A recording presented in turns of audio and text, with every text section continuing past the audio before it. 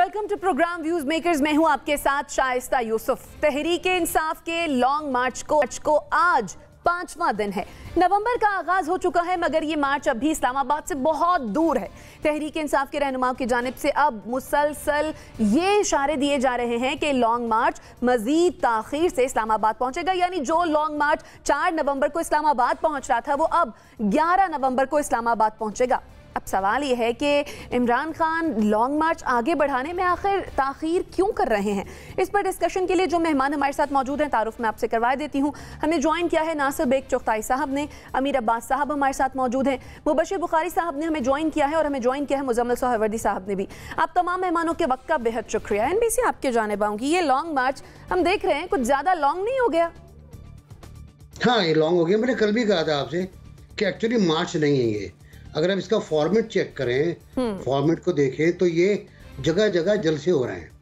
वो आबादियाँ आती हैं GT रोड के ऊपर, वो एक इज्तिमा में खड़ी होती हैं, तकरीरें होती हैं, नारे लगते हैं, अज़्म का इज़हार होता है। उसके बाद आगे ट्रक आगे बढ़ जाता है और लोग ट्रक की बत्ती देखते रहते हैं पीछे। तो मैं आज आ रहा था, एक बत्ती देखता हुआ मैं आ रहा था आज हाईवे पर, तो पुराना एक गीत है किशोर कुमार का, प्रकाश मेहता ने लिखा है कि रास्ते अपनी जगह हैं, मंजिलें अपनी जगह, जब कदम ही साथ ना दें तो मुसाफिर क्या करें। तो वो बज रहा था। मुझे बाद में ख्याल आ रहा था, एक मेरे पास से गाड़ी गुजरी, वो शायद लॉन्ग मार्च में जा रही थी। तो अब आज उन्होंने ऐलान किया है इमरान खान साहब ने कि मुझे इस्लामाबाद में ज्वाइन करना। उनका आज का ऐलान ये है कि अगर गाड़ी ना हो तो बस में आ जाना, बस में ना हो तो ट्रक में आ जाना, वरना अपनी कार में आ जाना, जहाज़ में आ जाना, जिस तरह भी मुमकिन हो इस्लामाबाद पहुँचना। और जब मैं इस्लामाबाद पहुंचूंगा, डेट नहीं थी, आपने सही कहा, एक्सटेंड हो गया है, लंबा हो गया है। लंबा लॉन्ग है तो लंबा ही मार्च होगा, तो लंबा मार्च हो गया है तो खासा दिन लगेंगे। कराची से इस्लामाबाद जब गए थे बिलावल साहब तो 10 दिन लगे थे। अब लाहौर से इस्लामाबाद में देखें शायद 14 दिन लग रहे हैं। शेख रशीद बेचारे जुमे के लिए मुंतज़िर थे वहाँ पर कि जुमे के आएंगे तो मैं इस्तकबाल करूँगा बहुत बड़ा हुजूम लेकर। वो शायद अब मायूस हो जाएं, लेकिन मुझे लगता है ये है कि खान साहब की ख़ास स्ट्रेटजी है, वो इंतज़ार करवा रहे हैं। किसी इंतज़ार में भी है, शायद वो मुमकिन है कोई सिग्नल का इंतज़ार हो, किसी इशारे का इंतज़ार हो, किसी खबर का इंतज़ार हो। इस इंतज़ार से लॉन्ग मार्च के शुरका जो हैं वो मायूस नहीं हो जाएंगे या उनका जोश और वलवला कम नहीं हो जाएगा, एक्साइटमेंट? वो बिल्कुल आप सही कह रही हैं, ये साइकोलॉजिकल मसला है। एक तो लॉन्ग मार्च की डेट ना देना, बार बार ताखिर करना, आखिर में शेख रशीद को कहना कि अब दे दो भाई, अल्लाह के वास्ते डेट दे दो, वो एक इम्पॉर्टेंट बात थी। दूसरे ये कि लॉन्ग मार्च को लॉन्ग मार्च ना देखना, वो भी मायूसी है। लेकिन ज़ाहिर है खान साहब की अपनी मकबूलियत है, अपना वोट बैंक है, वो इंटैक्ट है। और आज जो उन्होंने जुमला, कल जो जुमला कहा था वो बड़ा ज़बरदस्त जुमला है, उस पर बात होनी चाहिए कि अगर माशाल्लाह लगता है तो मुझे क्या फ़र्क पड़ना है। ये बड़ा ज़बरदस्त जुमला है उनका और बताता है कि वो क्या सोच रहे हैं, क्या क्या वो बर्दाश्त कर सकते हैं। ठीक अमीर, हम अक्सर बात करते रहे हैं कि जो लॉन्ग मार्च है वो खान साहब का ट्रम्प कार्ड होगा, लेकिन अभी कल उस्मान डार ही एक प्रोग्राम में, गालिबन मेहर बुखारी के प्रोग्राम में, वो ये कह रहे थे कि लॉन्ग मार्च तो प्लान A है, अभी प्लान B, C, D रहते हैं। तो आपके ख्याल में ये प्लान B, C, D क्या होंगे? नहीं, कोई प्लान नहीं है। वो पता नहीं उन्होंने ये बात क्यों कर दी है। एक ही प्लान होता है सियासतदान के पास। अगर वो स्ट्रीट मूवमेंट शुरू करता है, वो अवामी तहरीक है, वो एहतजाज है। जलसे उन्होंने करके देख लिए, पहले 58 जलसे किए, कन्वेंशन उन्होंने किए, वकला के यहाँ जाके, कॉलेजेस यूनिवर्सिटीज़ में जाके रैलीज उन्होंने निकाल के देख ली। अब आखिरी ऑप्शन ये लॉन्ग मार्च था, वो कर रहे हैं। मेरा नहीं ख्याल इसके बाद तो फिर वायलेंस का ऑप्शन रहता है ना। हाँ, एक ज़माने में पहले ये होता था, अब जो काफ़ी अरसे से नहीं हो रहा पाकिस्तान में, वो होता है शटर डाउन हड़ताल, पहिया जाम हड़ताल। चुगताई साहब ने कराची में बहुत सारी इस तरह की हड़तालें MQM के उरूज के ज़माने में देखी। 3 दिन की हड़ताल देखी है मैंने। बिल्कुल ऐसे ही। तो अब वो एक ऑप्शन है, लेकिन मेरा नहीं ख्याल इमरान खान उस ऑप्शन पर जाएंगे ना। लोग उस ऑप्शन पे उनके साथ खड़े हो सकते हैं क्योंकि मैशत और सारे मामलात इस तोयत के हैं कि लोग पहिया जाम या शटर डाउन की तरफ नहीं जाएंगे। सो एक वायलेंस का ऑप्शन है जो कतई तौर पर इमरान खान ना उसको कंसिडर करेंगे, ना वो ऑप्शन किसी सूरत में उसको ऑप्शन कहा जा सकता है। देखिए, ये असल में शाइस्ता एक आसाब शिकन जंग का मरहला शुरू हो चुका है। दो तरफ से ये आसाब की लड़ाई है। जिसके आसाब पहले टूट गए वो हार गया। हुकूमत के आसाब टूट गए तो हुकूमत हार गई, इमरान के आसाब टूट गए तो इमरान हार गए। इमरान हुकूमत का नर्वस ब्रेकडाउन करना चाहते हैं और हुकूमत रिटेलिएट कर रही है। कल देखें 1800 अरब रुपए का प्राइम मिनिस्टर ने पैकेज दिया है। 1800 अरब रुपए का। एक तरफ कहते थे जहर खाने को पैसे नहीं है, यह है वो आसान खता होने वाली बात इमरान से। 15 अक्टूबर को पेट्रोलियम कीमतें बढ़ाना थी, नहीं बढ़ाई, स्टैंड स्टिल रखा। 31 अक्टूबर को बढ़ाना थी, नहीं बढ़ाई। यह है वो प्रेशर इमरान का जो इस वक्त हुकूमत के ऊपर है। मईशत की हालत तो यह कि डॉलर के ज़खायर कम हो रहे हैं आपके पास। 600 अरब रुपया मजीद टैक्सेस लगाने की बात कर रहा है IMF। अगले महीने शायद IMF से फिर मुज़ाकरात जो है वो शुरू होने जा रहे हैं। इसहाक डार का कोई जादू चल नहीं सका। कोई ऐसा प्लान नहीं है इस हुकूमत के पास जो इमरान खान के इस मार्च या उसकी न्यूसेंस वैल्यू को न्यूट्रलाइज कर सके। ये जो पैकेज भी दिया 1800 अरब रुपए का, ये कोई डुएबल पैकेज नहीं है। अच्छी खासी मईशतें 1800 अरब रुपए का पैकेज नहीं दे सकती हैं। ये कहां से 1800 अरब रुपए का रिलीफ दे सकते हैं लोगों को? बिजली तो महंगी कर रहे हैं इसलिए कि हमारे पास पैसे नहीं है। गैस महंगी हुई, पैसे नहीं है। डॉलर पेट्रोल महंगा हुआ, पैसे नहीं है। 1800 अरब रुपए किसानों को, ये सिर्फ इमरान को डिटरेंस, उसके सामने डिटरेंस। अमीर, जैसा कि आप कह रहे हैं, अगर दोनों तरफ प्रेशर है तो फिर इस वक्त प्रेशर किस पर सबसे ज्यादा है?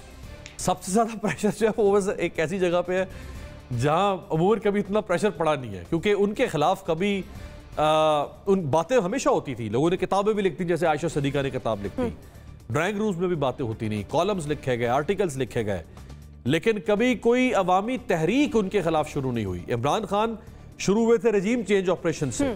रजीम चेंज ऑपरेशन से वो अपने बयानिए को तब्दील करते करते, रीशेपिंग करते करते उन्होंने उसको एस्टैब्लिशमेंट के खिलाफ एक बयानिया बना दिया है। अब वो गुज़श्ता 3-4 रोज से इमरान खान एस्टैब्लिशमेंट के खिलाफ बात कर रहे हैं। उन्होंने इसको एक तहरीक की शक्ल दे दी है। सो असल प्रेशर उन्होंने वहां पे भी डाल दिया। सही, ठीक है। मुबशिर बुखारी साहब, आपकी राय में ये गोस्ट लॉ के पीछे क्या लॉजिक होगी? आपको मेरा ख्याल है कि 2 प्रोग्राम्स में, बल्कि एक प्रोग्राम में अमीर भी थे और मुजम्मिल साहब भी थे, तो यही बात की थी कि अगर ये जल्दी चले जाते हैं तो कुछ नहीं होता, तो अगला क्या होगा। तो उसी में ही इंडिकेशन हो गया था कि ये गो स्लो पॉलिसी अडॉप्ट करेंगे। ये गो स्लो पॉलिसी और उसके बाद आज की अनाउंसमेंट जो है ये डेस्परेशन को इंडिकेट कर रही है, और खान साहब की तरफ डेस्परेशन यकीनी है, क्योंकि जो हम भी एक्सपेक्ट कर रहे थे खान साहब की पॉपुलैरिटी को देखते हुए, देखिए 9 में से 7 हल्के वो जीते हैं। उसके बाद पॉपुलैरिटी उनका बयानिया बिक भी रहा है, लेकिन जो ग्राउंड पे सूरत हाल है वो उस तरह नज़र नहीं आ रही।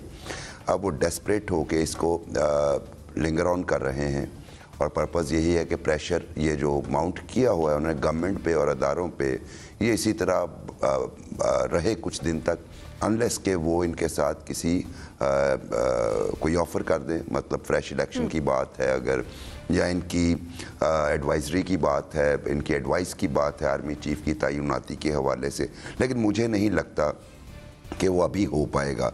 लेकिन जो मुझे ख़तरा लगता है वो डेस्परेशन जो है ना, इट माइट बी डेंजरस। अगर ये इस्लामाबाद पहुंच जाते हैं और फिर मज़ीद डेस्परेशन में इजाफा होता है तो वो कौम के लिए भी, मुल्क के लिए भी वो डेंजरस हो सकती है, क्योंकि जब बंदा डेस्परेशन में कुछ गलत डिसीजन कर लेता है, मैं ये नहीं कहता कि वो सोच के बैठे हुए हैं कि वो कुछ ऐसा करेंगे, लेकिन डेस्परेशन में बंदा किसी तरफ भी निकल सकता है। और जो उसमें जो सबसे मेलो ऑप्शन हो सकता है वो ये है कि वहाँ पे बैठ के ही अपने वर्कर्स को कहें जी हाईवेज़ बंद कर दें। दूसरा ऑप्शन ये हो सकता है कि वो दोबारा रेड जोन वाला रिपीट कर दें, जिसके नतीजे में क्लैश हो और फिर एक अजीबोगरीब सा सिलसिला खुदा ना हास्ता शुरू हो जाए। तो मेरा इशारा इस तरफ है। मेरे ख्याल में खान साहब को दोबारा मेरे जैसा एक सादा सा शख्स जो है वो ये मशवरा देगा कि जब आप इतना कुछ कर चुके हैं और उसके बाद भी अभी तक आपकी कोशिशें बराबर नहीं हो रही, तो आपके पास बेहतरीन हल यही है कि इतनी स्ट्रेंथ है आपके पास MNAs की, you must go back to the parliament, और आप पार्लियामेंट में ये प्रेशर ज़्यादा बेहतर तरीके से इंक्रीज़ कर सकते हैं आउटसाइड द पार्लियामेंट भी आप कर सकते हैं साइमल्टेनियसली, लेकिन मेरा ख्याल है वहाँ पे जाके आपको बेहतरीन सलूशन मिल सकता है। अगर नेगोशिएशंस की बात है वो वहाँ पे बेहतर हो सकती हैं, अगर आप कुछ मशवरे करना चाहते हैं वो भी वहाँ पे बेहतर हो सकते हैं। लेकिन फ़िलहाल तो मुझे खान साहब के कैंप्स में डेस्परेशन नज़र आ रही है, जिसकी वजह से वो र्यूमर्स भी छोड़ रहे हैं और डिसइंफॉर्मेशन भी फैला रहे हैं। ये सारा कुछ नज़र आ रहा है मुझे। सही, और इस डेस्परेशन से नुकसान भी हो सकता है। आपका पॉइंट ऑफ व्यू आ गया। मुजम्मिल सोहरावर्दी साहब, अब से कुछ देर पहले मरीम नवाज साहिबा ने प्रेस कॉन्फ्रेंस की, वो ये कह रही थी कि इमरान खान का जो एजेंडा है वो कौमी नहीं है। चले मान लिया कि उनका एजेंडा कौमी नहीं है और हुकूमत का एजेंडा कौमी है, तो फिर क्यों हुकूमत अपना बयानिया जो है वो बेच नहीं पा रही है ठीक तरीके से? हुकूमत ने तो अभी कोई बयानिया बेचने की ज़रूरत भी नहीं महसूस की, क्योंकि उनके ख्याल में मुल्क में कोई इलेक्शंस नहीं हो रहे हैं। इलेक्शंस तो इमरान खान की डिमांड है कि आज करा लें, मेरा बयानिया बिक रहा है। हुकूमत तो अभी कोई इलेक्शन की तैयारी में नज़र नहीं आ रही है। उन्होंने तो ज़मीनी इंतखाबात में भी मुहिम नहीं चलाई, कोई जलसे जुलूस नहीं किए, कोई रैलियाँ नहीं निकाली, उनके लीडर्स कहीं नहीं गए, तो वो तो दर्जा हरारत को कोई गर्म नहीं करना चाह रहे। अभी अमीर अब्बास साहब ने कहा कि ये इमरान खान के लॉन्ग मार्च का प्रेशर है कि किसान पैकेज हुआ। किसान पैकेज तो सैलाबज़दा इलाकों के लिए है, वो सिंध के इलाके हैं जहाँ पर कोई लॉन्ग मार्च नहीं हो रहा, वो बलूचिस्तान के दूर दराज अजला हैं जहाँ पे कोई लॉन्ग मार्च नहीं हो रहा, वो उसके साथ साथ केपी के वो मानसहरा और ऊपर जहाँ सैलाब आया उन अजला के लिए जहाँ कोई लॉन्ग मार्च नहीं हो रहा, वो पंजाब के भी जनूबी पंजाब का तौनसा और उन इलाकों में है जहाँ पे कोई लॉन्ग मार्च नहीं हो रहा। तो जहाँ पे सैलाब आया है वहाँ के किसानों के अगर मार्कअप माफ़ किए गए हैं या उनको कोई रिलीफ दिया गया है, मुजम्मिल साहब, ये मार्कअप जो माफ़ किए गए हैं वहाँ लॉन्ग मार्च में प्रेशर की बात करना चाहता हूँ। जब हमने 2014 में इमरान खान का धरना देखा था तो फिर प्राइम मिनिस्टर ने अपने बैरूनी दौरे भी मनसूख किए थे, उस धरने का प्रेशर नज़र आता था। ये अजीब मार्च है जिसमें प्राइम मिनिस्टर आज बीजिंग चले गए हैं, आधी से ज़्यादा कैबिनेट लेके, कोई बॉदर ही नहीं कर रहा है कि इमरान खान मार्च कर रहा है या नहीं कर रहा है। इर्रेलेवेंट सा हो गया है हुकूमती हलकों में ये मार्च। हुकूमत अपने काम रूटीन के मुताबिक कर रही है। राना सनाउल्लाह साहब तो एक्टिव नजर आ रहे हैं ना। आज मरियम साहिबा ने भी कहा है कि नजर आ रहा है, वो इंटीरियर मिनिस्टर है। जिनको आप मुझे साहिबा ने खुद ये बात की है कि हकीम राना सनाउल्लाह साहब ने पूरा बंदोबस्त किया हुआ है। ये मरियम साहिबा मिनिस्टर है, उसका काम है ये। बाकी सारी कैबिनेट कहाँ है? मेरा मतलब आज एहसन, इकबाल, बिलावल, असद महमूद, सारे वजीर तो आज बीजिंग चले गए हैं, प्राइम मिनिस्टर भी आज बीजिंग चले गए हैं। उन्हें कोई इस बात से फ़र्क ही नहीं कि इमरान खान आ रहा है, हुकूमत को बहा ले जाएगा। देखें, अप्रैल में इमरान खान साहब ने ये जो रजीम चेंज का जो अमीर अब्बास साहब ने कहा बयानिया शुरू किया, उनकी अटमोस्ट कोशिश थी कि वो नवंबर से पहले मुल्क में इंतखाबात करा लें। आज भी उनकी अटमोस्ट कोशिश है कि वो नवंबर की उस तैनाती के लिए से पहले कुछ ना कुछ कर लें। सही। अगर वो इस सब में फेल नजर आ रहे हैं तो ये सारी एक्सरसाइज जो उन्होंने 6 माह की है, ये एक मुस्तरद शुदा और फेल शुदा एक्सरसाइज है जिसके अहदाफ हासिल नहीं हो सके हैं, और जो एक महीने से पेट्रोल बिल्कुल जिसका कोई सक्सेस नहीं आ सकी है, जो आपके अहदाफ, क्योंकि सियासत में खुद ही अमीर अब्बास साहब कहते हैं पेट्रोल की कीमतें क्यों नहीं बढ़ाई एक महीने से? नहीं बढ़ा रही गवर्नमेंट ने पहले भी नहीं बढ़ाई, सस्टेन कर सकते होंगे तो नहीं बढ़ा रही। मेरा मतलब आपको शौक है कि पेट्रोल की कीमत बढ़ाई जाए, नहीं बढ़ाई जा रही तो आपको दुख होने लग गया है कि ये नहीं बढ़ा रही है, बढ़ाई क्यों नहीं है? मातम करने लग गए आप इस बात पर कि आप खुश हो जाए, आप मातम करने लग गए कि पेट्रोल की कीमत नहीं बढ़ाई है। वैसे तो उन्होंने, मेरा मतलब है कि अगर उन्होंने इससे पहले इंडस्ट्री के लिए बिजली का रेट फिक्स किया, जो एक्सपोर्ट इंडस्ट्री है कि उसको एक फिक्स रेट पे बिजली मिलेगी, अब उन्होंने उसको फॉलो अप करते हुए ज़राअत के लिए एक बिजली का रेट फिक्स किया 13 रुपए यूनिट, ताकि ज़राअत को वो जो इंडस्ट्री एक्सपोर्ट इंडस्ट्री को दिया वही रेप्लिकेट किया है एग्रीकल्चर इंडस्ट्री को। कोई इमरान खान के प्रेशर में नहीं किया, जो एक्सपोर्ट इंडस्ट्री को दिया था वही एग्रीकल्चर इंडस्ट्री को दिया है। और अक्टूबर में $7.5 नीचे आया है।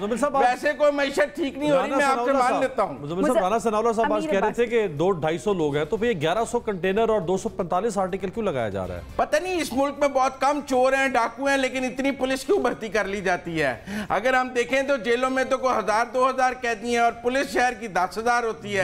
फिर आप कह दें, मेरा मतलब फिर आप कह दें कि मेरा मतलब है कि रेपली उसके तनासब से रखने,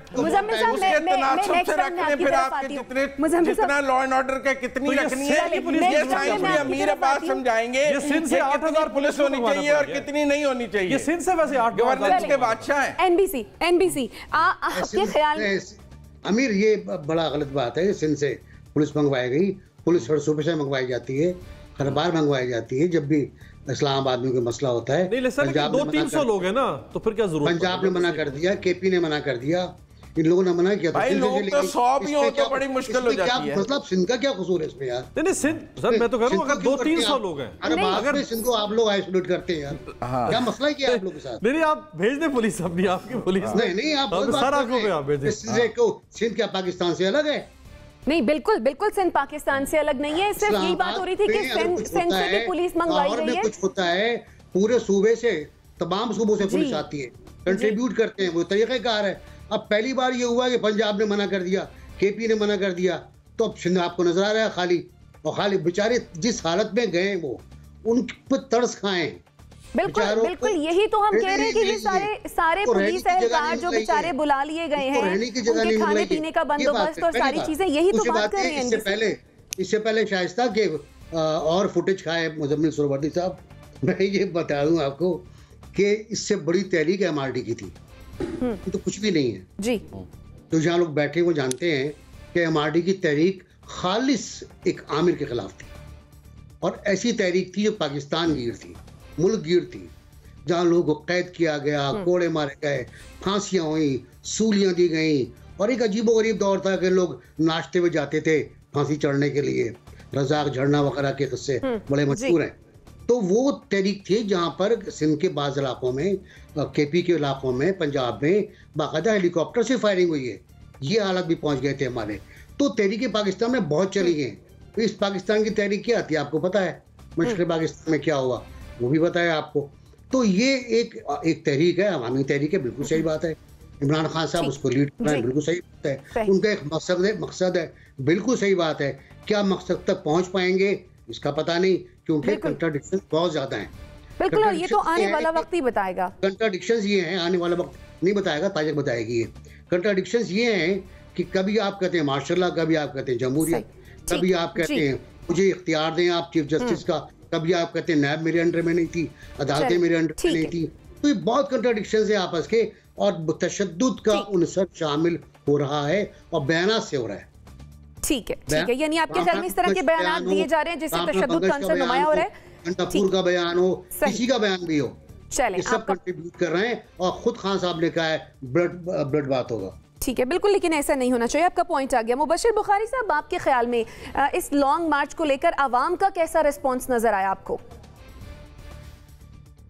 जी देखिए, नासिर भाई ने फरमाया जैसे MRD की तहरीक में बहुत छोटा था, 13 बरस का हूँगा उस वक्त, 13-14 का, जब उसमें मैंने अमली तौर पे शिरकत की, और लाहौर में वो फायरिंग वाला वाक़या, जो यहाँ के DIG हुआ करते थे मेजर रिटायर्ड मुश्ताक, उन्होंने जो सीधी फायरिंग की वो मैंने अपनी आंखों से देखी। हमने बड़े सियासी कारकुनों को शहीद होते भी देखा। तो यकीनी तौर पे इस तहरीक का उससे कोई मुआजना ही नहीं हो सकता। अवाम की पल्स के बारे में सिंपल सी बात ये है कि अवाम जो है वो इमरान खान को सपोर्ट तो करती है, लेकिन अभी इन हालात में सड़कों पे आने के लिए हमने वो उनमें एंथूज नहीं देखा जो माजी में था। और एक दिन की बात हो तो अवाम आने को तैयार है। ये जो प्रोलॉन्ग किया है खान साहब ने, ये मेरा ख्याल है कि ये स्ट्रेटजी जो है उनके काम नहीं आई और ना ही आएगी। अलबत्ता जो महसूस किया जा सकता है कि जो कॉल उन्होंने दी है इस्लामाबाद के लिए, वहाँ पे आपको एक साइजेबल क्राउड नज़र आ सकता है। और यही वजह है जो अमीर अब्बास इशारा कर रहे थे, वहाँ पे 1100 कंटेनर इसीलिए रखा गया है कि मतलब पॉसिबिलिटी है, केपी उनका स्ट्रॉन्ग होल्ड है, पंजाब में उनकी हुकूमत है, गिलगित बल्तिस्तान साथ हैं, तो वही बात कि अगर 5-5, 6-6, 8-8 हज़ार लोग भी 4 इलाकों से चले जाएँ तो अच्छा खासा साइज़ बन जाता है। ये इस्लामाबाद जैसी जगह के लिए बहुत बड़ा क्राउड है, और इसको हैंडल करना इंटीरियर मिनिस्टर की जिम्मेदारी है। आपको याद होगा पीपल्स पार्टी के दौरे हुकूमत में जो पहला लॉन्ग मार्च डॉक्टर ताहरुल कादरी ने किया था, तो वहाँ पे एक स्पेशल रूम बनाया था, मॉनिटरिंग रूम, जिसमें पूरी रात रहमान मलिक मरहूम रहते थे और सुबह सुबह वो न्यूज़ कॉन्फ्रेंस किया करते थे। उन दिनों में मैं इस्लामाबाद में बेस्ड था, तो अक्सर एक दो कॉन्फ्रेंसेस में मैं गया। तो ये चूँकि इंटीरियर मिनिस्टर की जिम्मेदारी है, लेकिन अवाम का देखिए, अब अगर हम बैलेटिंग की बात करें, अगरचे इमरान खान साहब इलेक्शन कमिश्नर को जानिबदार कहते हैं, लेकिन 9 में से 7 सीट्स वो जीत गए। अवाम वोट दे रही है, लेकिन जिस हिसाब से वोट दे रही है सड़कों पे उनके साथ नहीं है। सही। मुजम्मिल सरवरदी साहब, एक बात तो तय है, जो नज़र भी आ रहा है कि जितने भी लोग खान साहब के साथ हैं, कम से कम वो 1000 या 2000 नहीं है, लेकिन इसके बावजूद जब हुकूमती रहनुमा प्रेस कॉन्फ्रेंसेस कर रहे होते हैं तो वो यही कहते हैं, बल्कि मियाँ साहब ने भी जो है वो ये कहा कि ये 2000 बंदे भी इकट्ठे नहीं कर सके हैं। आपके ख्याल में ये किसे तसल्ली दे रहे हैं, खुद को? नहीं तो आप कहती हैं लाखों हैं। नहीं, मैं ये भी नहीं कहती हूँ। मैं तो फिर इमरान खान साहब ट्वीट करते हैं कि लाखों का समुंदर है, तो लाखों हैं। चले वो मेरा आप दोनों तरफ की बात करें ना, एक तरफ की बात करना ना शुरू कर दिया करें। ये पॉलिटिकल नैरेटिव्स की गेम है, हम जर्नलिस्टों को इसमें नहीं पढ़ना चाहिए। बिल्कुल, आप ठीक कह रहे हैं। ये पॉलिटिकल नैरेटिव्स की गेम है। वो कहते हैं लाखों हैं, वो कहते हैं 2000 हैं। हम ये कहते हैं कि मेरा मतलब है अगर हजारों भी हैं तो जो इमरान खान का टारगेट था, जो वो कह रहे थे कि मेरे साथ लाखों लोग आ जाएंगे, जम्मे गफीर होगा, 22 करोड़ अवाम मेरे साथ हैं, वो चीज़ सड़कों पे नज़र नहीं आ रही। एक डिवाइडेड ओपिनियन नज़र आ रहा है, जैसे कि इलेक्शंस में नज़र आया। जो सीटें उन्होंने जीती, उनके मद्दे मुकाबले ने 80,000 वोट लिए, उन्होंने 90,000 वोट लिए। इसका मतलब है गैप सिर्फ 10,000 का था। इतनी अरूज पर पॉपुलैरिटी के भी वो किसी की जमानत नहीं जब्त करा सके। तो इसलिए मैं समझता हूँ कि पॉलिटिकल पोलराइजेशन है मुल्क में, लोग दोनों तरफ हैं, उस तरफ भी हैं, उस तरफ भी हैं। ये आज अपना क्राउड निकाल रहे हैं, कल जब वो अपना दूसरी पार्टी अपना निकालना चाहेगी वो भी निकाल लेगी। ऐसा तो नहीं है कि उनके डब्बे खाली निकल रहे हैं, उनको कोई वोट नहीं डाल रहा, उनकी जमानतें जब्त हो गई हैं, उनके बैलेट बॉक्स खाली निकल आए हैं, तो उनको कोई उनके लिए कोई नहीं होगा। जिनके एक एक कैंडिडेट ने 80,000 वोट लिए हैं, वो भी 20,000 बंदा सड़क पर ले आएंगे जब उन्हें जरूरत होगी। आज उन्हें जरूरत नहीं है। चलिए मुजम्मिल साहब, इसको इस तरह से बैलेंस कर लेते हैं। अमीर, आपको लगता है कि लाखों लोग सड़कों पर हैं इस वक्त, जिस तरह से इमरान खान कह रहे हैं, जिस तरह से तहरीक इंसाफ के रहनुमा कह रहे हैं? देखिए, एक तो मुजम्मिल साहब को उनके डब्बे भरे हुए तो नज़र आ रहे हैं, लेकिन मुजम्मिल साहब को ये नज़र नहीं आ रहा कि 1:12 रेशो तो देखें आप क्या है। जो भी कैंडिडेट खड़ा हो रहा है इमरान खान के मुकाबले पे, वो होता किसी एक जमात का है, लेकिन उसको सपोर्ट सारी जमातें कर रही हैं। अब कल जो कुरम में, परसों जो कुरम डिस्ट्रिक्ट में इलेक्शन हुआ NA-45 का, वहां ANP भी मौजूद है, वहां JUI का उम्मीदवार था 2018 में, और वहां PDM की जमातें अभी भी वही था। जी। सो सारी जमातों का एक उम्मीदवार है और दूसरी तरफ एक उम्मीदवार है। अब एक जलसा नहीं किया, इमरान खान कैंडिडेट है, उसने एक जलसा नहीं किया अपने हलके में जाके जहां वो इलेक्शन कंटेस्ट कर रहा है। सूबाई लीडरशिप ने भी वहां जाके कोई जलसा नहीं किया, कोई कॉर्नर मीटिंग नहीं हुई, कोई डोर टू डोर मीटिंग नहीं हुई, कोई रैली नहीं निकाली गई, लेकिन इसके बावजूद वो जीत गया। तो आप इसको इतना अंडर एस्टिमेट कर रहे हैं, इस कामयाबी को आप इतना अंडर प्ले करने की कोशिश कर रहे हैं। जहां तक लाखों का मजमा है, देखिए लाखों तो नहीं है, लेकिन आप स्ट्रेटेजी देखें ना, स्ट्रेटेजी चेंज होगी। एक स्ट्रेटेजी होती है कि ये है पॉइंट A, हमारा स्टार्टिंग पॉइंट, पूरे मुल्क से लोग इस पॉइंट A पर पहुंचेंगे, ये है हमारा नुक्ता इर्तिकाज, और यहां से फिर हम अपने पूरे लाव लश्कर के साथ निकलेंगे। सही। अगर ये स्ट्रेटेजी होती तो फिर ये सवाल बनता था कि भाई लाखों लोग कहां हैं। स्ट्रेटेजी तो ये है नहीं ना। अभी खैबर पख्तूनख्वा के लोगों को बुलाया गया, वो उनको निकाला ही नहीं गया अभी तक। ना कश्मीर से कोई आया, ना आजाद, ना गिलगित से कोई आया, ना इस्लामाबाद के लोग बाहर निकले अभी तक, ना पिंडी डिवीजन को बाहर निकाला गया अभी तक, ना सरगोदा डिवीजन को निकाला गया, ना डीजी खान डिवीजन को निकाला गया। तो लाखों लोग, हाँ लाखों लोग होने चाहिए उस वक्त जब इमरान खान हर तरफ से उनके काफिले एक नुक्ता अंजुमात पर इकट्ठे होंगे, जो टी चौक बनता है। वहां पे अगर लाखों नहीं होंगे तो पर हम कहेंगे कि भाई ये तो आखिरी पॉइंट था, यहां तो सबको पहुंचना था, क्यों नहीं पहुंचे लोग? वो लोग निकाल ही नहीं रहे, उन्होंने अभी कुछ इलाकों में लोगों को निकाले ही नहीं है, वो लोग बुला ही नहीं रहे। तो कहां से आपको वो मिलियन मार्च करके दिखा सकते हैं? मुजम्मिल साहब बज़िद है अगर, तो उसका तो कोई पूछा। चलिए मुजम्मिल साहब, मेरे ख्याल से अब आपको जो है ना वो मुझसे शिकायत जो थी ना वो अब दूर हो गई होगी, क्योंकि मैंने ये सवाल भी कर लिया। ठीक है ना, मैं बिल्कुल अनबाइस्ड होकर।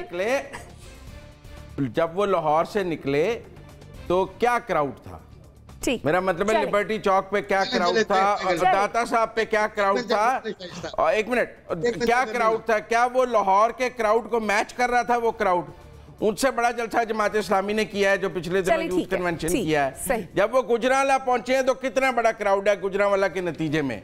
मेरा मतलब जिस शहर में आप जलसा कर रहे हैं उस शहर का सबसे बड़ा जलसा तो कर लें कि हमारा शहर का सबसे बड़ा जलसा है।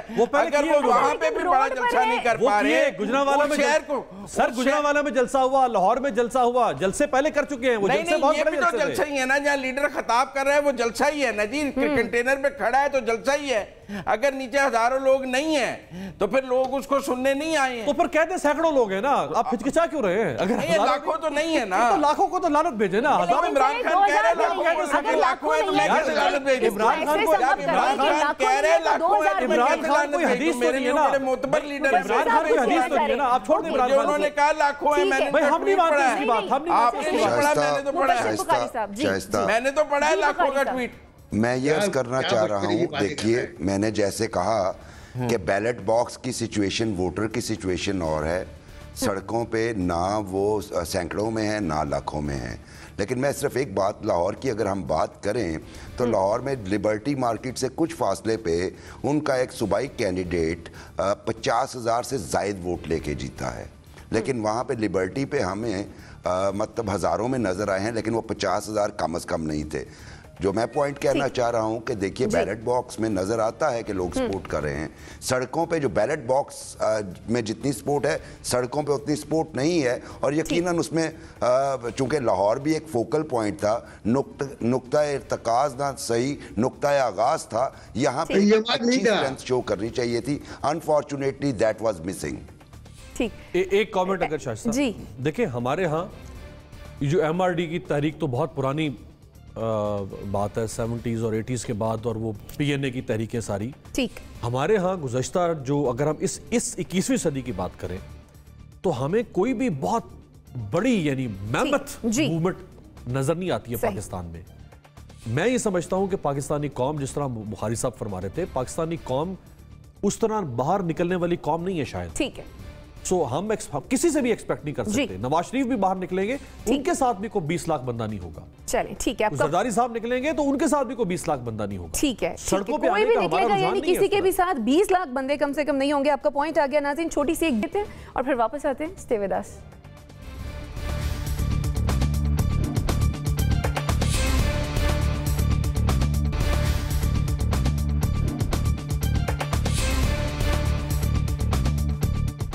Welcome back after the break. Chairman Tehreek Insaf Imran Khan की जानिब से जारहाना तकरीरों का सिलसिला जारी है।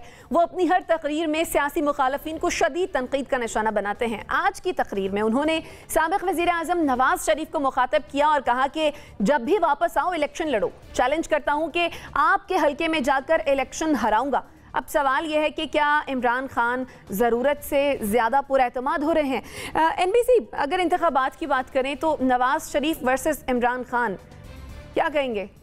क्या मज़े का मुकाबला होगा, बहुत मज़ा आएगा। रिपोर्टिंग में भी, जलसों में भी और रिजल्ट में। रिजल्ट भी तो कमाल क्या होगा। अगर RTS नहीं बैठा तो रिजल्ट तो कमाल का होगा। और मैंने आज RTS का BTS नहीं कहा, मैंने आज BTA नहीं कहा, करेक्शन। तो मुझे तो बड़ा मज़ा आएगा, सच्ची बात ये है। और नतीजा जिसके हक में भी आएगा वो तो बादशाह बन जाएगा, शहंशाह हो जाएगा वो।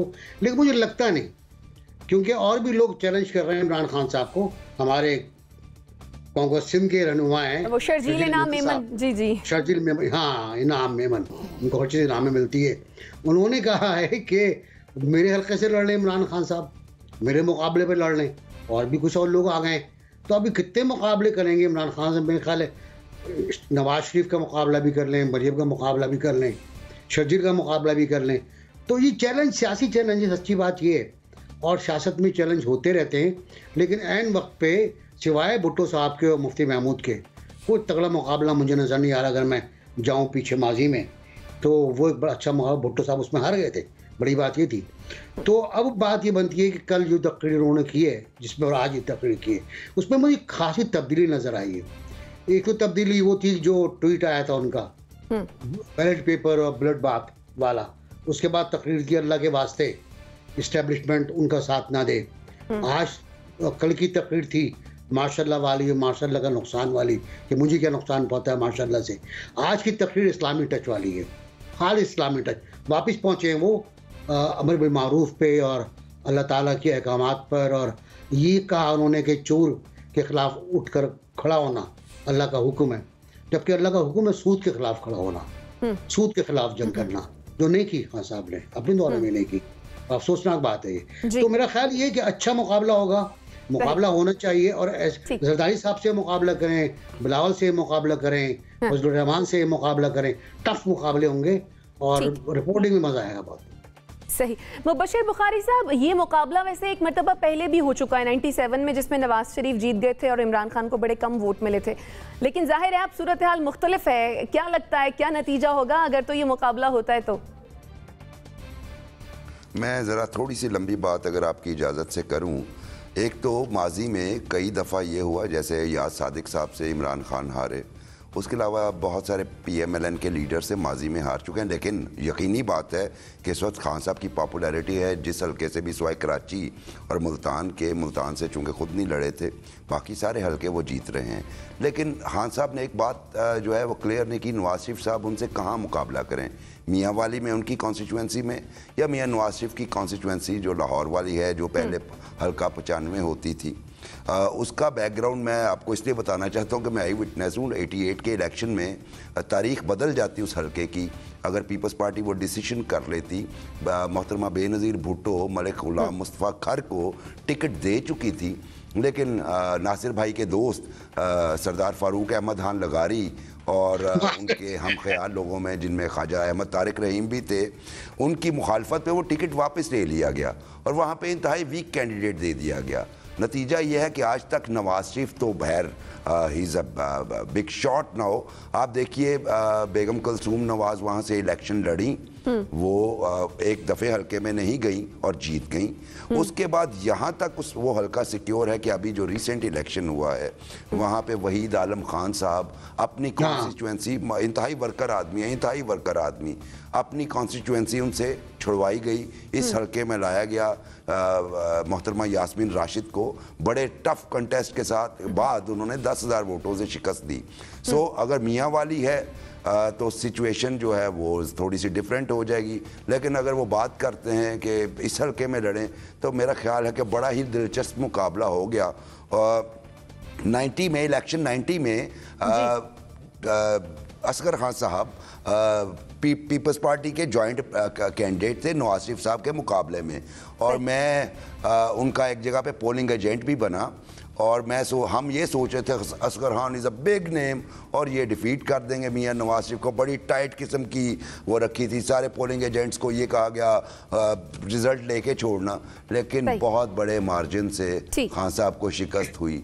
तो ये वाला हल्का तर्न वाला कम अज कम खान साहब के लिए साबित नहीं। आप ये कह रहे हैं गुजरात के सेंट्रल पंजाब से इंतखाब होना चाहिए फिर? सही, चलें ठीक है। मुज़म्मिल साहब, मैं ये तो खान साहब डिसाइड करेंगे और मियां नवाज शरीफ डिसाइड करेंगे कि कहाँ उन्होंने आपस में कॉन्टेस्ट करना है। वैसे तो इमरान खान साहब ने कहा है ना कि उन्हीं के हल्के से उन्हें हराऊंगा। वैसे तो इमरान खान साहब ने उनके ही हल्के की बात की है। चलें, आप दोनों का पॉइंट आ गया। मुजम्मिल सोहरवर्दी साहब, आपके ख्याल में क्या ये सिर्फ एक सियासी बयान है या फिर इमरान खान ये रिस्क ले भी सकते हैं? नहीं, ये तो इशारा है कि इमरान खान कह रहे हैं कि नवाज शरीफ को दोबारा इंतखाब लड़ने के लिए अहल कर दिया जाए।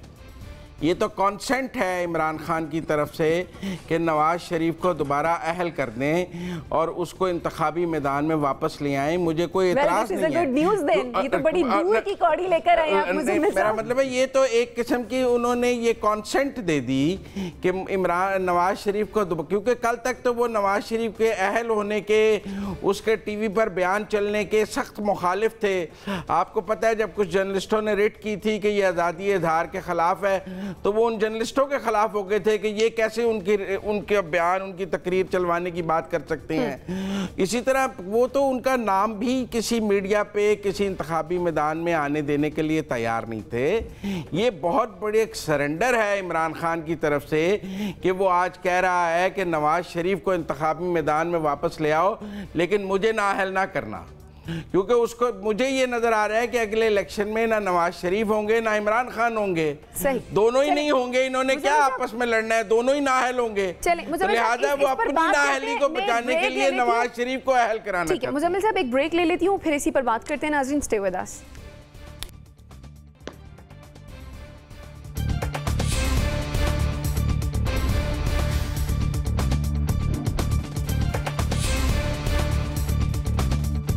Welcome back after the break. Break पर जाने से पहले हम बात कर रहे थे इमरान खान साहब के चैलेंज के हवाले से जो उन्होंने नवाज शरीफ साहब को दिया है। अमीर, अगर इस वक्त मकबूलियत की बात करें तो आपके ख्याल में नवाज शरीफ साहब कितना मकबूल हैं पाकिस्तान में?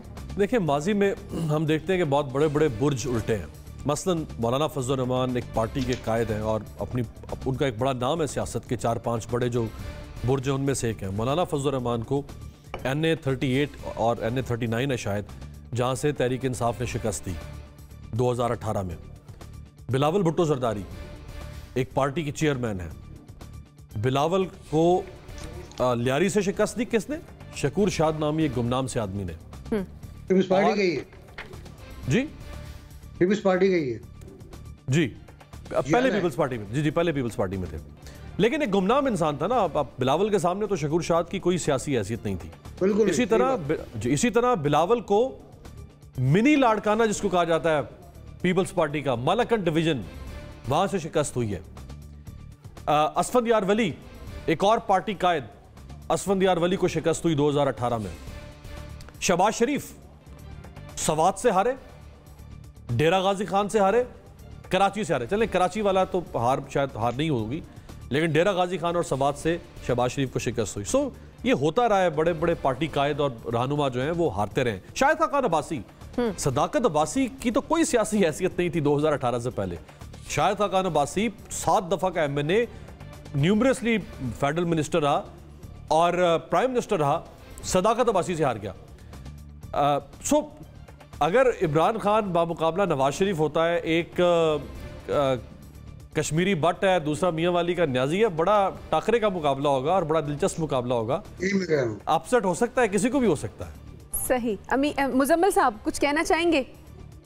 नहीं, मुकाबला हो ही नहीं सकता। मैं तो समझता हूँ कि दोनों ही नाअहल होंगे अगले इलेक्शन में, दोनों ही नाअहल होंगे और ये मुमकिन नहीं है ये मुकाबला। हम ऐसे ही क्या सराइयों पर ये गुफ्तगू कर रहे हैं।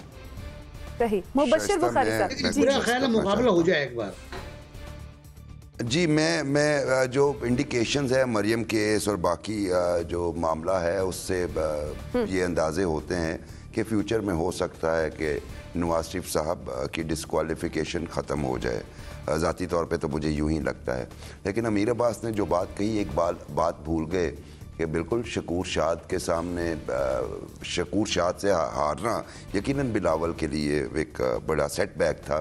वही हाल अभी ज़िमनी इलेक्शन में, जब खान साहब अपनी पॉपुलैरिटी की इंतहा पे हैं, वहाँ पे जो बलोच साहब हैं वो भी एक दफ़ा जी हकीम बलोच साहब, उनसे इमरान खान साहब हारे हैं, उनका तस्करा भी ज़रूरी है। और उसके बाद 2002 के इलेक्शन जिसमें खान साहब 7 सीटें हारे थे, सिर्फ एक जीते थे मियाँ वाली, उसका भी तस्करा ज़रूरी है। और इसी तरह 2008 के इलेक्शंस का और 2013 के इलेक्शन का तस्करा भी ज़रूरी है कि कौन कौन सी सीट खान साहब कहाँ से हारे। इस दफ़े जो डिफरेंस होगा वो RTS सिस्टम का ही होगा और उसके बाद देखेंगे कितने बुर्ज उलटते हैं। वैसे गुलाम अहमद बिलोर ने 1990 की बड़ी धमाका खेज कैंपेन थी पेशावर में और बेनजीर भुट्टो बड़ी मकबूल लीडर थी, उनको जी हराया था, गुलाम अहमद बिलोर ने हराया था। सही। अच्छा NDC, चलें, अगर फर्ज ठीक है, अगर फर्ज कर लें ऐसा हो कि नवाज शरीफ जीत जाएं तो फिर क्या हालात होंगे, और अगर खान साहब जीत जाते हैं मियां साहब से तो फिर क्या होगा? कुछ नहीं होगा, कुछ भी नहीं होगा। जीत जाएंगे, रिजल्ट आ जाएगा ना, जीत जाएंगे। चलें ठीक है। नाज़रीन, ये तो थी हमारे एनालिस्ट की राय। और जब ये सब सोशल मीडिया के सार्फिन के सामने रखा कि इमरान खान ने नवाज शरीफ को उनके हल्के में इलेक्शन हराने का चैलेंज दिया है, तो क्या इमरान खान ज़रूरत से ज़्यादा पुरएतमाद हो रहे हैं? तो तकरीबन 70% लोग ऐसे हैं जिनका मानना यह है कि जी हाँ, खान साहब ज़्यादा पुरएतमाद हो रहे हैं, जबकि 30% लोगों का ख्याल था कि नहीं, खान साहब पुरएतमाद नहीं हो रहे और उनका जो ये चैलेंज है वो बिल्कुल ठीक है। इसी के साथ मुझे मेरे मेहमानों को दीजिए इजाज़त। अल्लाह ने के बाद।